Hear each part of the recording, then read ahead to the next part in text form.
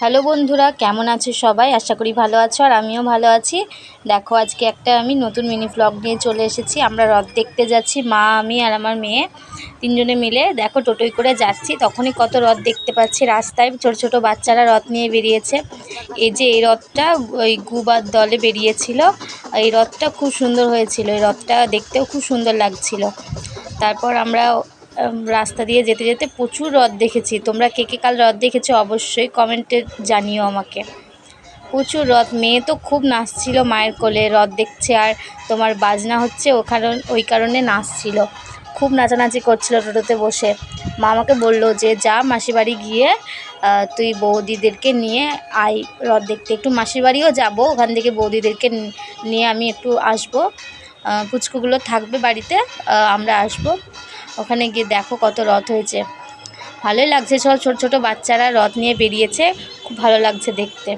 আর তাই ভাবছি সামনে বছর আমরাও একটা রথ করব মাসির বাড়ি থেকে, দিয়ে বেলডাঙায় ঘুরবো। দেখো তোমরা রথগুলো, আমি সেভাবে ভিডিওটা করতে পারিনি আসলে।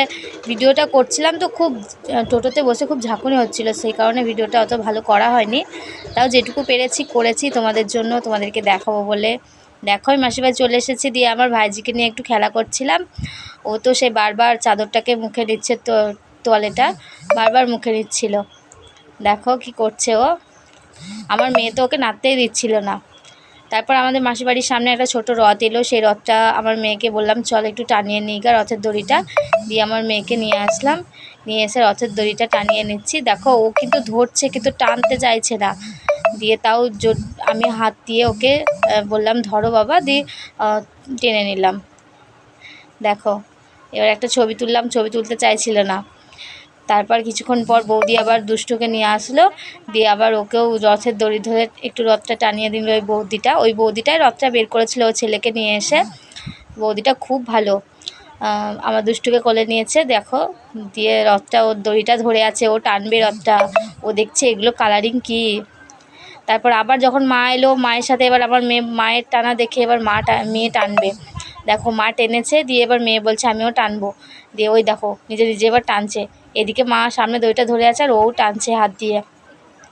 যতবার ওকে বলছি যে একটা ছবি তুলবো, ও কিন্তু কিছুতেই দাঁড়াতে চাইছে না। দেখো কীভাবে দাঁড়িয়ে আছে, খালি দুষ্টুর দিকে তাকিয়ে আছে। তারপর আমি বৌদি সবাই মিলে আবার চলে গেলাম আশ্রমের দিকে, আশ্রমে একটু রথ ঘুরে আসি বলে। তো যেতে যেতে দেখো একটা রথ দেখতে পেলাম রাস্তায়, সেটাও একটু ভিডিও করে নিলাম। ওখানে গিয়ে কয়েকটা ছবিও তুলে নিলাম বৌদির সাথে, বৌদি বোনের সাথে। রথটা দেখো, আশ্রমের রথটা ভেতর থেকে ঠাকুরটা নামিয়ে মন্দিরে রেখেছিল। আমরা অনেকটা দেরিতেই গেছিলাম, দিয়ে ঠাকুরটা মানে ভিতরে পর্দা দিয়ে ফেলানো ছিল ঠাকুরটা, যেহেতু দেখানো হয়তো আরতি হয়েছে, দিয়ে কিছুক্ষণের জন্য হয়তো বন্ধ রেখেছিল। আশ্রমটা দেখো সবাই কত লোক, প্রচুর লোক হয়েছিল আশ্রমে। এখনও ছিল, অনেকে আসছিল, অনেকে আবার যাচ্ছিল। সব ছোটো ছোটো বাচ্চাদের নিয়ে এসেছে। তাই আমি ভাবছিলাম যে আমার মেয়েকে বাড়িতে রেখে এসে ভুল করলাম, ওকে নিয়ে আসলে ভালো করতাম। ওই যে ওখানে দেখছো পর্দা ফেলানো আছে, ওখানেই ঠাকুরটা রেখেছে। দিয়ে তারপর কিছুক্ষণ পর আমরা চলে আসছি, আর বলছি চলো এবার বাড়ি, নাহলে পুচকুগুলো কাঁদবে। দিয়ে চলে এলাম বাড়ি। আস্তে আস্তে দেখো এই পুচকি রথটা যে এতই কিউট হয়েছে কি বলবো। আর এটা হলো আমাদের নেতাজি পার্কের রথ, খুব সুন্দর হয়েছে। তারপর আমরা একটা নেতাজি পার্কের সামনে আইসক্রিম খেলাম, খেয়ে এবার আমি আর মা আবার টোটো ধরে বাড়ি চলে আসলাম। কেমন লাগলো বলো ভিডিওটা? ভালো লাগলে অবশ্যই লাইক করো। টাটা।